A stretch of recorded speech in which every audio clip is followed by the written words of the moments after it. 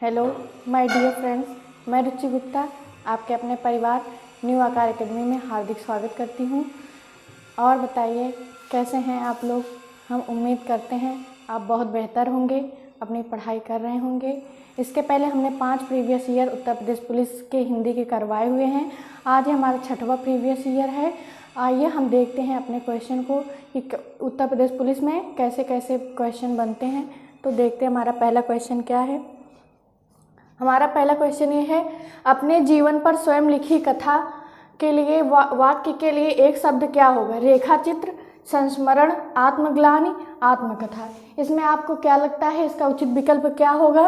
रेखाचित्र। रेखाचित्र क्या होता है।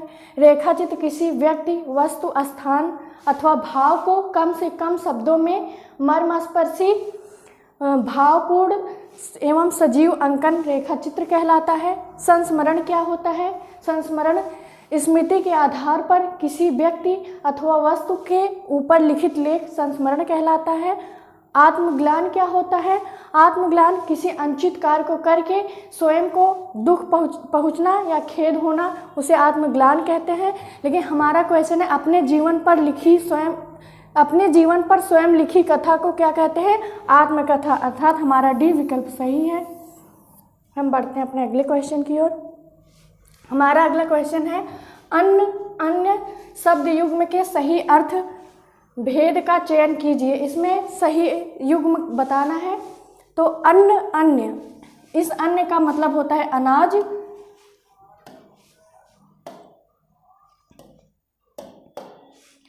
इसका मतलब होता है अनाज और इस अन्न का मतलब होता है दूसरा। तो हम देखते हैं किस विकल्प में मिल रहा है। तो हमारे ए विकल्प ही सही है। एक अन्न का अर्थ होता है अनाज और एक अन्न का अर्थ होता है दूसरा, अर्थात हमारा ए विकल्प सही है। हम बढ़ते हैं अपने नेक्स्ट क्वेश्चन की ओर। निर्गुण शब्द में उपसर्ग है। इसमें आप लोगों को उपसर्ग बताना है। पहला ऑप्शन है ए, नी, निर्गुण। इसमें उपसर्ग बताना है। उपसर्ग क्या होता है, जो शब्द के पहले लगते हैं, वो पहले लग के अपना दूसरा अर्थ, एक विशेष अर्थ प्रकट करते हैं, उसे उपसर्ग कहते हैं। तो इसमें निर्गुण में उपसर्ग क्या होगा, निर्गुण। तो इसमें निर उपसर्ग होगा, अर्थात हमारा सी विकल्प सही है। हम बढ़ते हैं अपने अगले क्वेश्चन की ओर। खिलौना शब्द में मूल शब्द है। इसमें बताना है इसका मूल शब्द क्या है, किससे खिलौना बना हुआ है। खिल से या खेल से या औना से या ना से। तो आपको क्या लगता है इसका उचित विकल्प क्या होगा। तो खिलौना किससे बना हुआ, खेल से। खेल में औना प्रत्यय लग के खिलौना बना हुआ है। तो हमारा बी ऑप्शन सही है, खेल। हम बढ़ते हैं अपने अगले क्वेश्चन की ओर। देखते हैं हमारा अगला क्वेश्चन क्या है। उन्होंने कहाँ जाना है वाक्य में किस प्रकार की अशुद्धि है। इसमें अशुद्धि बताना है किस प्रकार की अशुद्धि है। सर्वनाम संबंधी अशुद्धि है, संज्ञा संबंधी अशुद्धि है, या क्रिया संबंधी या विशेषण संबंधी। इसको देख के आपको क्या लगता है कि इसका उचित विकल्प क्या होगा। तो उन्होंने कहाँ जाना है, तो यहाँ पर उन्होंने ना हो के उन्हें या उनको लगता तब ये सही होता। तो यहाँ पर उन्होंने क्या है, यहाँ पर सर्वनाम संबंधी अशुद्धि है। तो हमारा ए ऑप्शन सही है। हम बढ़ते अपने अगले क्वेश्चन की ओर। स्वर संधि में किसका मेल होता है। स्वरों का, व्यंजनों का, शब्दों का, मात्रा का। तो स्वर संधि का पूछा है, तो इसके नाम से ही पता चल रहा है इसमें स्वरों का मेल होता है, इसलिए स्वर संधि होता है। तो हमारा ए ऑप्शन सही है, स्वरों का मेल होता है। हम बढ़ते अपने अगले क्वेश्चन की ओर। समासिक पद को तोड़ना क्या कहलाता है। हमारा क्वेश्चन ये है, समासिक पद को तोड़ना क्या कहलाता है। संधि कहलाता है, समास कहलाता है, समास विग्रह कहलाता है, समास विच्छेद कहलाता है। आपको क्या लगता है इसका उचित विकल्प क्या होगा। तो समासिक पद को तोड़ना समास विग्रह कहलाता है, अर्थात हमारा सी ऑप्शन सही है। हम बढ़ते अपने अगले क्वेश्चन की ओर। देखते हैं हमारा अगला क्वेश्चन क्या है। कर्मवाच्य में प्रधान होता है। इसमें बताना कर्मवाच्य में क्या प्रधान होता है। कर्ता, भाव, विचार, कर्म। अब कर्मवाच्य से ही लग रहा है कि इसमें कर्म की प्रधानता होती है, अर्थात हमारा डी विकल्प सही है। वाच्य 3 प्रकार के होते हैं, कर्तृवाच्य, कर्मवाच्य और भाववाच्य। कर्मवाच्य में कर्म की प्रधानता होती है, भाववाच्य में भाव की प्रधानता होती है और कर्तृवाच्य में कर्ता की प्रधानता होती है। लेकिन हमारा क्वेश्चन ये है कर्मवाच्य में क्या प्रधान होता है, तो कर्मवाच्य में कर्म प्रधान होता है। हम बढ़ते अपने अगले क्वेश्चन की ओर। जिन शब्दों में लिंग वचन कारक के कारण कोई परिवर्तन नहीं होता वह क्या कहलाता है? क्रिया कहलाते हैं, वचन कहलाते हैं, अव्यय कहलाते हैं कि वाच्य कहलाते हैं? तो जिन शब्दों में लिंग वचन कारक के आधार पर कोई परिवर्तन नहीं होता है उन्हें अव्यय कहते हैं या अविकारी शब्द कहते हैं। अर्थात हमारा सी ऑप्शन सही है। जिसमें लिंग वचन कारक के आधार पर चेंज होता है उसे विकारी शब्द कहते हैं, लेकिन जिसमें कोई परिवर्तन नहीं होता है उसे अव्यय कहते हैं। हमारा सी विकल्प सही है। हम बढ़ते हैं अपने अगले क्वेश्चन की ओर। हमारा अगला क्वेश्चन है इस विराम चिन्ह का नाम क्या है?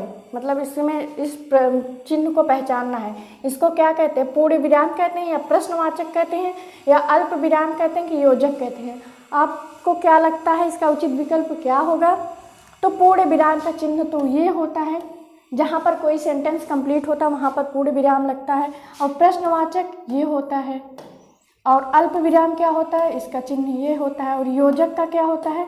योजक का चिन्ह ये होता है। तो हमें बताना ये किस चीज़ का चिन्ह है? प्रश्नवाचक का है। अर्थात हमारा बी ऑप्शन सही है। हम बढ़ते अपने अगले क्वेश्चन की ओर। मुहावरे अपना सामान्य अर्थ ना देकर डैश अर्थ प्रकट करते हैं। इसमें बताना मुहावरे अपना सामान्य अर्थ ना देकर कौन सा अर्थ प्रकट करते हैं? विशेष, विपरीत, पर्याय, असामान्य। तो विशेष अर्थ प्रकट करते हैं। जैसे लो, हमारा अगला क्वेश्चन है मुहावरे अपना सामान्य अर्थ ना देकर डैश अर्थ प्रकट करते हैं। विशेष अर्थ देते हैं कि विपरीत अर्थ देते हैं, पर्याय अर्थ देते हैं, असमान अर्थ देते हैं? तो मुहावरे अपना सामान्य अर्थ ना देकर विशेष अर्थ देते हैं। जैसे कोई एग्जाम्पल है घाट घाट का पानी पीना। इसका मतलब ये नहीं होता उसने घाट घाट पर जाकर पानी पिया है, इसका मतलब होता है उसने बहुत अनुभव लिया है। तो इसलिए यहाँ पर मुहावरे अपना सामान्य अर्थ ना देकर एक विशेष अर्थ प्रकट करते हैं। तो हम बढ़ते हैं अपने अगले क्वेश्चन की ओर। एक पंथ दो काज लोकोक्ति का अर्थ है। तो हमारा ऑप्शन ये है कि एक काज होना, लाभ ही लाभ होना, एक काम से चार लाभ होना, एक ही काम से दो लाभ होना, दो लाभ होना। तो एक पंथ दो काज से होता है एक ही साथ दो लाभ होना, मतलब एक ही काम से दो लाभ होना। तो हमारा डी ऑप्शन सही है, एक ही काम से दो लाभ होना। एक पंथ दो काज लोकोक्ति का अर्थ है एक ही काम से दो लाभ होना। हम बढ़ते हैं अपने अगले क्वेश्चन की ओर। देखते हैं अगला क्वेश्चन क्या है। हास्य रस का अस्थाई भाव बताना है। तो हास होगा, रति होगा, रौद्र होगा या भीभत्स होगा? तो आपको बताना है इसमें हास रस का अस्थाई भाव क्या होता है। रति श्रृंगार रस का अस्थाई भाव है, रौद्र क्रोध रस का अस्थाई भाव है, और भीभत्स का होता है जुगुप्सा। हमें हास रस का बताना है तो हमारा ए ऑप्शन सही है, हास्य का होता है हास। हम बढ़ते हैं अपने नेक्स्ट क्वेश्चन की ओर। हमारा अगला क्वेश्चन है कुंडलीय छंद में कितने चरण होते हैं? हमें बताना है कुंडलीय छंद में कितने चरण होते हैं, 10 या 6 या 3 या 4? आपको इसको देख के क्या लगता है इसका उचित विकल्प क्या होगा? कुंडलीय छंद में कुंडलियाँ किससे किससे मिलके बना होता है? दोहा प्लस रोला से मिलके बना होता है। कुंडलिया विषम मात्रिक छंद का उदाहरण है। तो कुंडलिया में 6 चरण पाए जाते हैं। प्रथम 2 पंक्ति दोहा छंद की होती हैं और अंतिम 4 पंक्तियां रोला छंद की होती हैं। तो कुंडलिया में 6 चरण पाए जाते हैं और प्रत्येक चरण में 24-24 मात्राएं होती हैं। तो कुंडलिया में 6 चरण होते हैं, अर्थात हमारा बी ऑप्शन सही है। हम बढ़ते हैं अपने अगले क्वेश्चन की ओर। देखते हैं वर्णों की एक से अधिक बार आवृत्ति किस अलंकार में होती है? हमें बताना है वर्णों की एक से अधिक आवृत्ति किस अलंकार में होती है? उपमा अलंकार में, रूपक अलंकार में, अनुप्रास अलंकार में या श्लेष अलंकार में? उपमा अलंकार क्या होता है? जहाँ उपमेय और उपमान में समानता बताई जाती है, जहाँ सम सरिस जैसे वर्ड आते हैं वहाँ पर उपमा अलंकार होता है। रूपक अलंकार, जहाँ उपमेय में उपमान का भेद रहित आरोप दिया जाता है वहाँ पर रूपक अलंकार होता है। श्लेष अलंकार, श्लेष का अर्थ ही होता है चिपका हुआ, मतलब जहाँ एक वर्ड के कई अर्थ निकलते हैं वहाँ पर श्लेष अलंकार होता है। लेकिन हमें बताना वर्णों की एक से अधिक बार आवृत्ति होती है उसे कौन सा अलंकार कहते हैं, उसे अनुप्रास अलंकार कहते हैं। अर्थात हमारा सी विकल्प सही है। हम बढ़ते हैं अपने अगले क्वेश्चन की ओर। देखते हैं हमारा अगला क्वेश्चन क्या है। शब्द की सबसे छोटी इकाई क्या कहलाती है? स्वर कहलाती है, वर्ण कहलाती है, व्यंजन या आयोग वा? इसको देख के आपको क्या लगता है इसका उचित विकल्प कौन सा होगा? स्वर किसे कहते हैं? जो स्वतंत्र रूप से बोले जाने वर्ड को स्वर कहते हैं। जो स्वरों की सहायता से बोले जाते हैं उन्हें व्यंजन कहा जाता है। आयोग वा में अंक और आहा आता है। हमारा क्वेश्चन ये है, शब्द की सबसे छोटी इकाई को क्या कहते हैं? वर्ड कहते हैं। अर्थात हमारा बी ऑप्शन सही है। हम बढ़ते हैं अपने अगले क्वेश्चन की ओर। तपस्वी का स्त्रीलिंग होगा, हमें तपस्वी का स्त्रीलिंग बताना है, क्या होगा?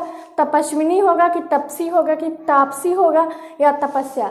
इसको देख के क्या लगता है इसका उचित विकल्प क्या होगा, बताइए। तो तपस्वी का होता है तपस्विनी, अर्थात हमारा ए ऑप्शन सही है। हम बढ़ते हैं अपने अगले क्वेश्चन की ओर। आचार्य का पुल्लिंग शब्द क्या होता है? तो बताना है गुरु होगा कि आचार्य होगा कि शिक्षक होगा या आर्य होगा? तो आचार्य का बताना है, इसका आचार्य स्त्रीलिंग है और इसका पुल्लिंग क्या होगा? आचार्य। हमारा बी ऑप्शन सही है। हम बढ़ते हैं अपने अगले क्वेश्चन की ओर। देखते हैं हमारा अगला क्वेश्चन क्या है। पुस्तक रखी है वाक्य में वचन है, इसमें बताना है कि इसमें कौन सा वचन है, एक वचन है या बहुवचन है या द्विवचन है या त्रिवचन है? आपको क्या लगता है इसका सही विकल्प क्या होगा? पुस्तक रखी है तो पुस्तक एक वचन है, तो पुस्तक रखी है इसमें एक वचन है। पुस्तक का बहुवचन पुस्तकें होता है, लेकिन हमें बताना है पुस्तक रखी है तो इसमें कौन सा वचन होगा? तो एक वचन होगा। हम बढ़ते हैं अपने अगले क्वेश्चन की ओर। शिक्षक ने होना चाहिए था यहाँ पे। शिक्षक ने पाठ पढ़ाया किस कारक का प्रयोग है? इसमें बताना शिक्षक ने पाठ पढ़ाया किस कारक का प्रयोग है? करण कारक, कर्म कारक, कर्ता कारक का ऑप्शन नहीं, यहाँ पे होना चाहिए था कर्ता कारक। कर्म कारक, अपादान कारक, तो इसमें कौन सा होगा? इसका सही विकल्प क्या होगा? आपको क्या लगता है? तो शिक्षक ने पाठ पढ़ाया, जहाँ पर ने आता है वहाँ पर कर्ता कारक होता है, जहाँ पर से आता है वहाँ करण कारक होता है, जहाँ को आता है वो कर्म कारक होता है। अपादान, जहाँ से मतलब अलगाव की स्थिति हो वहाँ पर अपादान कारक होता है। तो यहाँ पर ने आया हुआ है तो किस कारक की विभक्ति है? बी ऑप्शन, कर्ता कारक। हम बढ़ते हैं अपने अगले क्वेश्चन की ओर। हमारा अगला क्वेश्चन क्या है? पुरुषवाचक सर्वनाम के कितने भेद होते हैं? 3, 2, 4 या 7? पुरुषवाचक सर्वनाम के 3 भेद होते हैं। उत्तम पुरुष, मध्यम पुरुष और अन्य पुरुष। यही 3 प्रकार होते हैं इसके। जो बात कहे उसे उत्तम पुरुष कहते हैं, जैसे मैं और हम उत्तम पुरुष में आते हैं। और मध्यम पुरुष, जिससे बात कही जाए, तुम या आप, ये सब वर्ड जहाँ आते हैं वहाँ पर होता है मध्यम पुरुष। और अन्य, जिसके संबंध में बात कही जाए उसे अन्य पुरुष कहते हैं, जैसे वह, उसे, ऐसे वर्ड जहाँ पर आते हैं वहाँ पर होता है अन्य पुरुष। तो हमें बताना है पुरुषवाचक सर्वनाम के कितने भेद होते हैं? तो हमारा ए ऑप्शन सही है, 3 भेद होते हैं। हम बढ़ते हैं अपने अगले क्वेश्चन की ओर। विशेषण के मुख्यतः कितने भेद होते हैं? हमें इसमें बताना है विशेषण के कितने भेद होते हैं, 3, 4, 6 या 2? तो आपको क्या लगता है इसका उचित विकल्प क्या होगा? तो विशेषण के 4 भेद होते हैं। ये 4 प्रकार के होते हैं।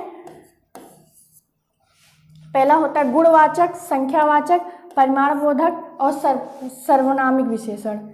तो जिसके 4 प्रकार हो गए तो हमारा बी ऑप्शन सही है। हम बढ़ते हैं अपने अगले क्वेश्चन की ओर। हमारा अगला क्वेश्चन क्या है? निम्नलिखित में से कौन सा विशेषण नहीं है? इसमें बताना है कौन सा विशेषण नहीं है। पथरीला, नमकीन, बर्फीला, नमक। तो इसमें विशेषण बताना है कौन सा विशेषण नहीं है। ये पत्थर से पथरीला बना हुआ है, नमक से नमकीन बना हुआ है, बर्फ से बर्फीला बना हुआ है, लेकिन नमक यही विशेषण नहीं है, अर्थात हमारा डी विकल्प सही है। हम बढ़ते हैं अपने अगले क्वेश्चन की ओर। आप देख रहे होंगे हम अपने सारे क्वेश्चन को कितनी इजी तरीके से कर सकते हैं, किसी भी क्वेश्चन में इतनी ज़्यादा कठिनाई नहीं है। हम बढ़ते हैं अपने अगले क्वेश्चन की ओर। किसी कार्य का करने का या होने का बोध कराने वाले शब्द को क्या कहते हैं? काल कहलाते हैं, संज्ञा कहलाते हैं, क्रिया कहलाते हैं, विशेषण कहलाते हैं। ये देख के आपको क्या लगता है कि इसका सही विकल्प क्या होगा?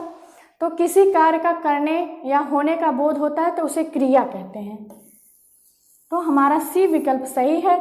संज्ञा किसे कहते हैं? किसी व्यक्ति, वस्तु, स्थान, भाव के नाम को संज्ञा कहते हैं। जो संज्ञा सर्वनाम की विशेषता बताते हैं उन्हें विशेषण कहलाते हैं। और काल क्या होता है?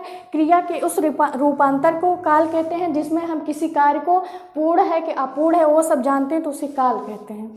तो हमें बताना है किसी कार्य का करने या होने का बोध हो उसे क्या कहते हैं? उसे क्रिया कहते हैं। हमारा सी विकल्प सही है। हम बढ़ते हैं अपने नेक्स्ट क्वेश्चन की ओर। निम्न में से क्या काल कहलाता है? क्रिया के घटित होने का समय, क्रिया का सामान्य रूप, क्रिया का मूल रूप, क्रिया का पूर्ण रूप। क्रिया के घटित होने का समय, जिस समय में हमको ये पता चलता है कि कोई कार्य हुआ है या नहीं हुआ है, उसे काल कहते हैं। अर्थात हमारा ए ऑप्शन सही है, क्रिया के घटित होने का समय काल कहलाता है। हम बढ़ते हैं अपने अगले क्वेश्चन की ओर। संस्कृत भाषा से हिंदी में बिना परिवर्तन के प्रयुक्त होने वाला शब्द क्या कहलाते हैं? तद्भव, तत्सम, देशज, विदेशज। आपको देख के क्या लगता है इसका उचित विकल्प क्या होगा? संस्कृत भाषा में हिंदी में बिना परिवर्तन किए हुए जो शब्द सीधे सीधे संस्कृत से आ गए हैं उन्हें तत्सम कहते हैं। हमारा वी विकल्प इसका सही आंसर होगा। तद्भव वो क्या होता है? जो संस्कृत तथा प्राकृत से अलग होकर हिंदी में आ गए हैं उन्हें तद्भव कहते हैं। जो गांव में बोला जाता है उन्हें देशज शब्द कहते हैं। तो हमारा क्वेश्चन क्या है? संस्कृत भाषा से हिंदी में बिना परिवर्तन जो संस्कृत से सीधे सीधे चले आए हैं उन्हें तत्सम शब्द कहते हैं। हम बढ़ते हैं अपने नेक्स्ट क्वेश्चन की ओर। हमारा अगला क्वेश्चन है, निम्नलिखित में से तद्भव शब्द कौन सा है? इसमें आपको बताना है इसमें तद्भव शब्द क्या होगा। तो इसको देख के क्या लगता है इसका सही विकल्प क्या होगा? ग्राम होगा, अश्रु होगा, या सूर्य होगा, या माथा होगा।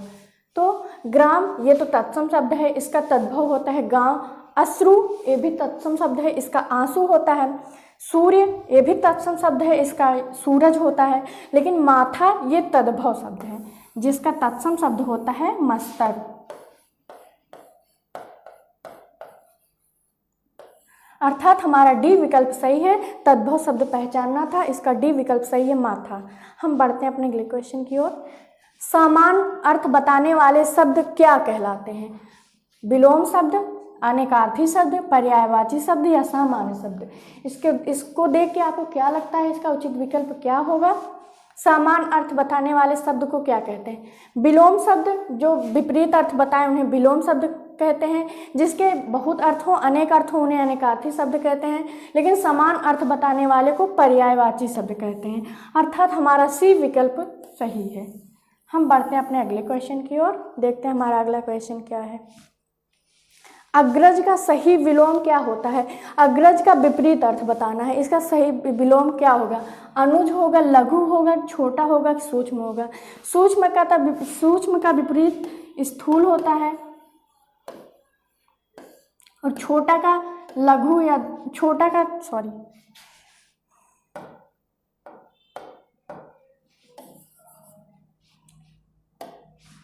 का बड़ा होता है, लघु का दीर्घ होता है। हमें बताना है अग्रज का होता है अनुज। अर्थात हमारा ए ऑप्शन सही है। हम बढ़ते हैं अपने अगले क्वेश्चन की ओर। देखते हैं हमारा अगला क्वेश्चन क्या होता है। धन का मतलब क्या होता है? अंक, अर्थ, स्वार्थ, या कोष। तो धन का मतलब क्या होता है? अर्थ का मतलब होता है धन। हमारा वी विकल्प सही है।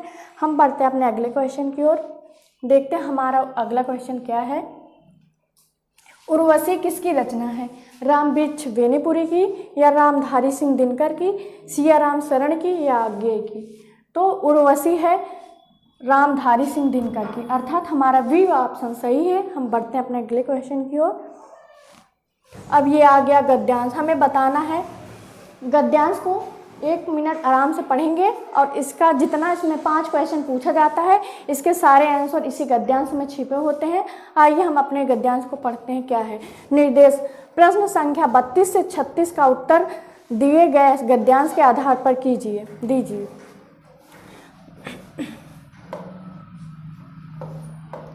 मोबाइल फ़ोन के एक नहीं अनेक लाभ हैं। मोबाइल फ़ोन के प्रयोग से निजी जिंदगी के साथ साथ व्यापार के क्षेत्र में भी व्यापक वृद्धि है। आप अपने मोबाइल फ़ोन के माध्यम से कहीं भी रहकर अपने कार्य को पूरा कर सकते हैं। इसे हर समय अपने साथ रख पाने का कारण आप हर समय लोगों के संपर्क में रहते हैं। मोबाइल फ़ोन के अनेक लाभों के साथ कुछ हानियां भी हैं। जहां यह सुखद है वहीं दुखद भी। जैसे आप कभी सो रहे हैं या खाना खा रहे हैं, उसी समय फ़ोन आ जाए तो काफ़ी बुरा लगता है। आप ड्राइविंग कर रहे हैं और फ़ोन आ जाए तो काफ़ी परेशानी होती है। यद्यपि आप कुछ समय एकांत में बिताना चाहते हैं तो भी मोबाइल फ़ोन उसमें खलल डाल सकता है और कई बार तो आप बहुत व्यस्त होते हैं और मोबाइल फ़ोन के कारण व्यवधान पड़ जाता है। अर्थात मोबाइल फ़ोन का हर वक्त साथ रहना जहां लाभकारी है वहीं यह परेशानी का कारण बन जाता है। लेकिन हर सिक्के के 2 पहलू होते हैं। अगर हमें मोबाइल फ़ोन के लाभ हैं तो कुछ परेशानियां भी उठानी पड़ेंगी। वैसे मोबाइल फ़ोन के प्रयोग से हमें लाभ ही अधिक है। हमें इसके प्रयोग से कुछ सावधानियां अवश्य बरतनी चाहिए। तो हमारा पहला क्वेश्चन ये है, कार्य के संबंध में मोबाइल फ़ोन की उपयोगिता है कहीं भी रहकर कार्य पूर्ण कर सकना, खूब बातें कर सकना, नेट का कुशल प्रयोग कर सकना, परहित को। तो इसमें बताना है इस संदर्भ में मोबाइल फ़ोन की क्या उपयोगिता है। इस मोबाइल फ़ोन की ये उपयोगिता है, मोबाइल फ़ोन के माध्यम से आप कहीं भी रहकर अपने कार्य को पूरा कर सकते हैं। अर्थात हमारा ये ऑप्शन सही है, कहीं भी रहकर अपने कार्य को पूरा कर सकना। हम बढ़ते हैं अपने नेक्स्ट क्वेश्चन की ओर। देखते हैं क्या है। व्यस्तता की स्थिति में मोबाइल फ़ोन के क्या कारण हो सकते हैं? लाभ हो जाता है, सहायता मिल जाती है, आराम मिल जाता है, या व्यवधान उत्पन्न हो जाता है। अगर आप बहुत व्यस्त हैं तो मोबाइल फ़ोन के कारण व्यवधान पड़ जाता है। तो हमारा ये इस क्वेश्चन का आंसर यहाँ से मिल जाएगा। तो व्यस्तता की स्थिति में मोबाइल फ़ोन के क्या कारण हो सकते हैं? यहाँ पर डी विकल्प सही है, व्यवधान उत्पन्न हो जाता है। हम बढ़ते हैं अपने अगले क्वेश्चन की ओर। देखते हैं हमारा अगला क्वेश्चन क्या है। मोबाइल फ़ोन जहाँ दुखद है वहीं संतोषजनक भी है, आरामदायक भी है, दुखद भी है, सुखकारी है। तो हमें बताना है जहाँ सुखद है वहाँ पर क्या है। तो जहाँ पर सुखद है वहीं दुखद भी है। तो हमारा यहाँ से सी विकल्प सही होगा, जहाँ सुखद है वहाँ दुखद भी है। हर सिक्के के 2 पहलू होते हैं, जहाँ सुख है वहाँ दुख भी होगा। तो हम बढ़ते हैं अपने अगले क्वेश्चन की ओर। मोबाइल फ़ोन के प्रयोग में सावधानी बरतने से क्या होगा? लाभ होगा, हानि होगा, धन प्राप्ति होगा, परेशानी होगा। अगर हम मोबाइल फ़ोन में सावधानी बरत रहे हैं तो हमें लाभ होगा। हमारा ए ऑप्शन सही है। हम बढ़ते हैं अपने नेक्स्ट क्वेश्चन की ओर। गद्यांश का उचित शीर्षक क्या होगा? हमारा मोबाइल फ़ोन की हानि, फ़ोन के लाभ, मोबाइल फ़ोन। तो इस गद्यांश में बताना है कि इसका शीर्षक क्या होगा। इसमें हमें मोबाइल फ़ोन के बारे में बताया गया है, उसके कुछ लाभ भी होते हैं तो उसके कुछ हानियां भी होती हैं। तो हमारा डी विकल्प सही है, मोबाइल फ़ोन। हम बढ़ते हैं अपने अगले क्वेश्चन की ओर। आज का ये हमारा लास्ट क्वेश्चन भी है। आप देख पा रहे हो हम अपने क्वेश्चन को कितनी आसानी तरीके से कर सकते हैं। तो हमारा अगला क्वेश्चन क्या है, कौन सी कृति महादेवी वर्मा जी की है? इसमें बताना है महादेवी जी की, वर्मा जी की कृति कौन सी है? निहारिका, साकेत, कामायनी, प्रियप्रवास। प्रियप्रवास है हरिऔध जी की,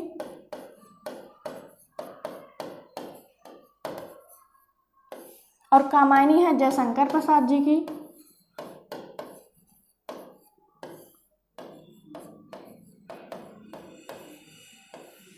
और साकेत है मैथिली शरण गुप्त की, मैथिली शरण गुप्त।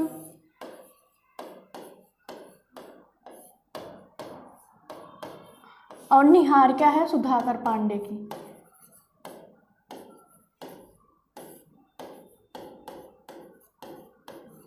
तो हमें महादेवी वर्मा की कृति बताना था, लेकिन ये चारों ही ऑप्शन में नहीं मैच हो रहा है। ये आयोग की तरफ से क्वेश्चन गलत दिया गया था।